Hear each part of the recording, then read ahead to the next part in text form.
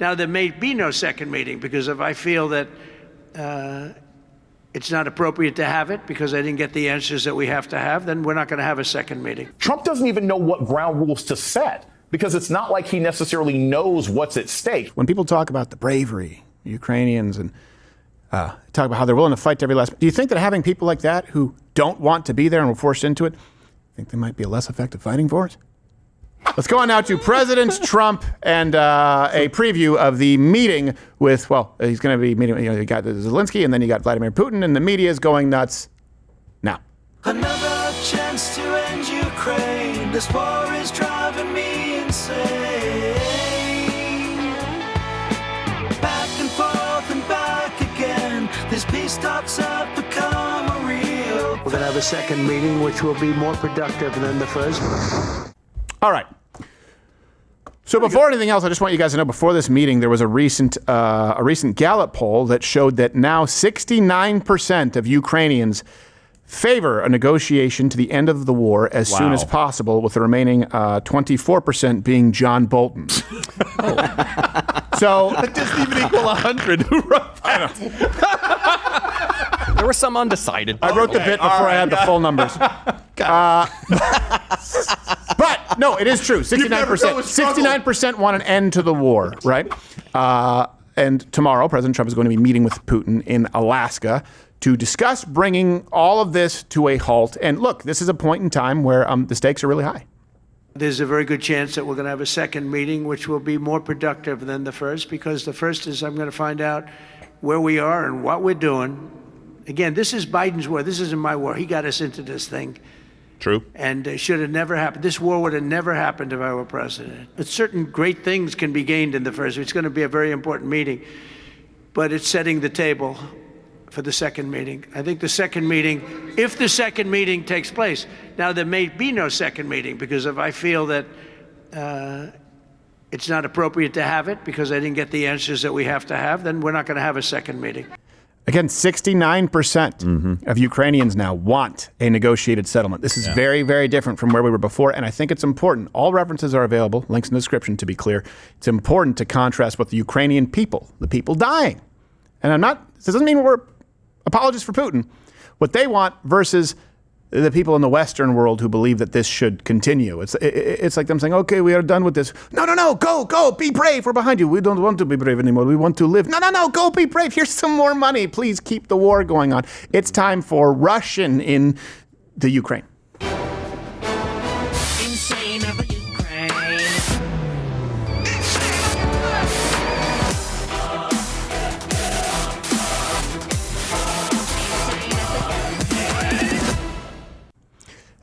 And the question really is, hey, what do you think is gained now? The control lines have not changed for a very long time. It seems to be pretty much a stalemate. What can be gained from more people dying?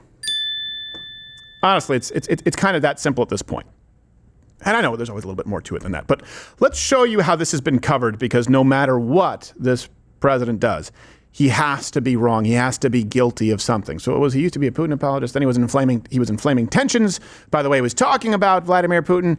And now what they are saying is, considering that this very likely, and honestly, your prayers would be very much encouraged for this situation. This is high stakes. He's in over his head, President Trump, and he has no idea what he's doing. We begin tonight with the question that could decide the immediate fate of Ukraine and the future of Europe and the NATO alliance, namely which Donald Trump will show up at the summit with Vladimir Putin in Anchorage, Alaska, less than 2 days from now. Will it be the one who spoke today with Ukraine's Volodymyr Zelensky and European leaders, telling them, sources say, that he would not negotiate Ukrainian territory with Vladimir Putin? Or will the Donald Trump who shows up Friday be the one who just 2 days ago said he might be okay with the idea of Ukraine having to give up some of its territory for peace? Experts who say Trump's purges have it's almost like it's a negotiation. Russian analysts. Right? Ex-Trump ambassador Eric Rubin saying, quote, it's safe to say that Trump does not have a single policy-making person who knows Russia and Ukraine advising him. The only person in his administration that might understand anything about this is Marco Rubio, who he sidelined. Melania might actually know more about Russia and Eastern Bloc companies than anybody who's actually in his administration. Despite listening to the Europeans, Trump doesn't even know what ground rules to set, because it's not like he necessarily knows what's at stake. Is he even capable of setting standards with Putin when he's so Hold on a second. This is one of those stupid arguments that you hear all the time. It's like, they say he's a reality show president. He doesn't even know what lines to set. Let me ask you this. Do you think that do you think President Trump knows how to fly a bomber? Was he president when bombers flew over the ocean in the middle of the night, took out Iran's nuclear facilities without them even knowing about it? As far as we know, no fatalities, and were on their way back over the ocean before the Iranians even woke up. Was he president when that happened? Do you think that he needs to know the latitude and longitude? Is that what you think? This is what they try and say. I'm an expert on foreign policy. You're an idiot. Also, President Trump has been very realistic and very clear about the land situation there. Clip. There'll be some swapping. There'll be some changes in land. And the word that they will use is, they make changes. We're going to change the lines, the battle lines. Russia's occupied a big portion of Ukraine. They've occupied some very prime territory. We're going to try and get some of that territory back for Ukraine. In real estate, we call it oceanfront property. That's always the most valuable property. If you're in a lake, a river, or an ocean, it's always the best property. Well, Ukraine, a lot of people don't know that Ukraine was largely 1,000 miles of ocean. That's gone. Other than one small area, Odessa. It's a small area. There's just a little bit of water left. I love the hand movements. I know. Sign language. A little bit. Like Danny Zuko. We made out under the dock. Or like Zorro had a stroke. Oh, gee. He makes the line of the G. That was the old theme song. So just to give you an idea here, let's show the lines of 2.5 years ago and today. Pretty close. That's like one of those things as a kid, one of those exercises, spot the 6 differences between the two pictures you used to have on There's placemats. a little, but not a lot. A little. You really can't see a Very whole lot. little. And President Trump has said that he's going to be seeking an immediate ceasefire. Here's the thing. He's been seeking a ceasefire. You know what his stance is here. I think his hands have been tied on quite a bit.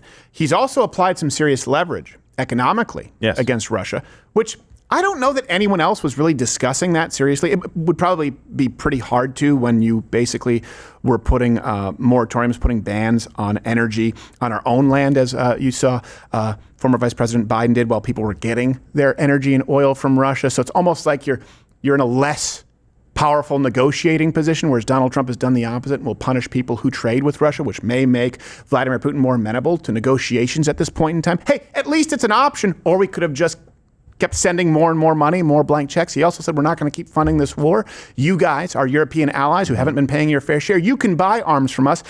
That might be pretty effective in getting these folks who are closer to Russia to get some skin in the game. You combine that with the fact that 69% of Ukrainians now don't want to die anymore for what they view as likely a needless war and are willing to concede some territory for peace. It begs the question, why do some United States politicians still insist that the death continues? We should be thanking Ukraine for taking on the Russians, for fighting back against the Russian invasion, which, by the way, yes, the Russians invaded. And the path toward greater security for all of us is simple. Help Ukraine win the war. I know that the majority of Congress is still in favor of supporting Ukraine. So we've got to get through this period. We have to pass legislation and continue to support. And, Jeff, this fight is our fight. What made this meeting one of the most intense you've ever had? The urgency of supporting Ukraine and the consequences just the to the people of America, motion to America's is strength prefab. If we don't do anything and don't do anything soon. What's after Ukraine better to clinch is it. NATO. NATO. We have a treaty obligation under Article 5 to come to the defense of NATO allies who are threatened by Russia or anybody else. You mean invaded, right? I believe it's in our national security. As long as we help Ukraine with the weapons they need and the economic support, they will fight to the last person.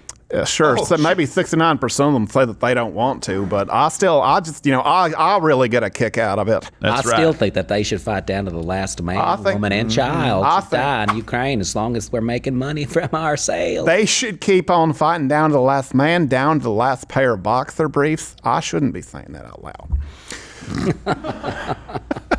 So if they had their way, and by the way, you can still see it on CNN, you can still see these people. They just want us to lose. They want the United States to lose. They want us to lose money. And they want the United States to lose standing. Let's be honest. Let's be honest. These people on the left and the rhinos are so diametrically opposed to the success of a Trump presidency because that is effectively emblematic of your success, what you voted for, that that's the only way you can explain them sort of digging their heels in here and wanting this to continue. Because you know what? Let's be honest. If it continues, you're going to see a whole lot more of this from the people who don't want to fight but have to be forced into it. Footage like this of men apparently being confronted by military conscription officers or trying to escape them is being posted across social media in Ukraine. Ukraine is fighting and Ukraine lives. How they get a lot of their soldiers. We stand, we fight, and we will win. We are not ready to give our freedom. This is a video of ICE. The left would lose their mind. Yeah, right. Good point. That's it. That's why we are fighting. Slava Ukraini!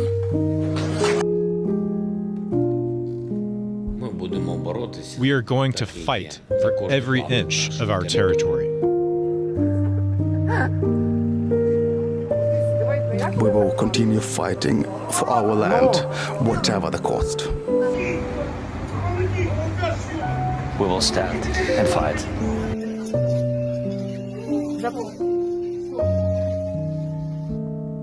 Ukraine holds its lines and will never surrender.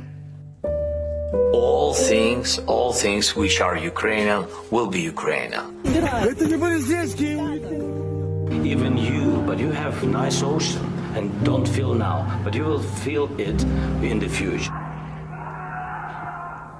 And obviously it's harrowing, it's horrible for those people, but let me ask you this. When people talk about the bravery of Ukrainians and talk about how they're willing to fight to every last, do you think that having people like that who don't want to be there and were forced into it, think they might be a less effective fighting force?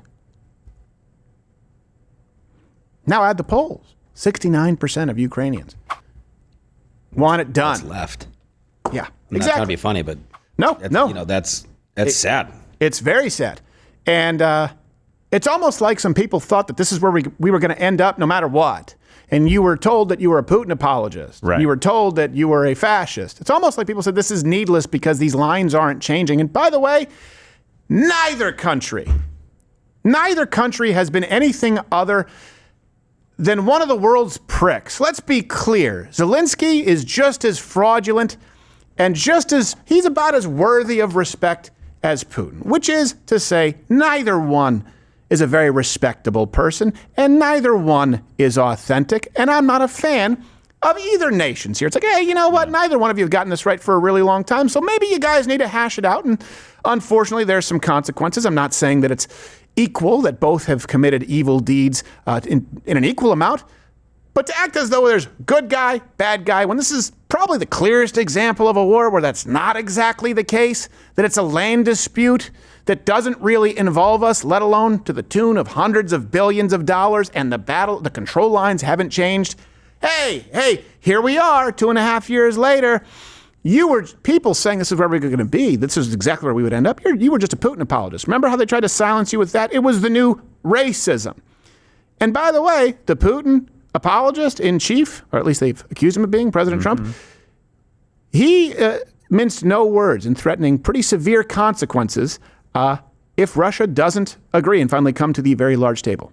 Russia face any consequences if Vladimir Putin does not agree to stop the war after your meeting on Friday? Yes, they will. Yeah. What will the consequences There will be be? consequences. Sanctions, tariffs? There will be, I don't have to say, there will be very severe consequences, yes. Yeah, and then they go, he doesn't know. What? Yeah, or maybe he said that before, and then he surprised you with economic sanctions that you guys never even discussed in your expert panel. It's called making a threat. Yeah, exactly. Why am I going to tell you the strategy in advance, you morons? Tell us what you're going to do. No, I'm going to make sure everybody has to guess, including Putin. Right. Okay? Please do what Barack Obama did in giving an exact timetable as to when you would be leaving the country so that terrorists could just set a date like it was the Mayan calendar. All right. You guys let us know what you think is going to happen with this. And prayers for the people of Ukraine and the people of Russia, the people who don't want to be involved in these wars, the people who have not made these decisions. Oh, you're still here watching this on YouTube. There's no more. It's over. Just like YouTube. YouTube is over. It's not a thing anymore. How many Seth Meyers clips do you need? Head on over to Rumble. Follow me there. Live on weekdays at 11 a.m. Eastern, where we can actually speak freely and don't have to self-censor. YouTube it's really not a thing. Like, you ever seen one of those towns that maybe was like a mining town, or maybe they made some kind of alloy? You say, hey, I wonder what they did in this town. It takes a while to find a person who can tell you what they did in that town, and even then you don't fully understand it. That's YouTube. YouTube is that town. So go to Rumble.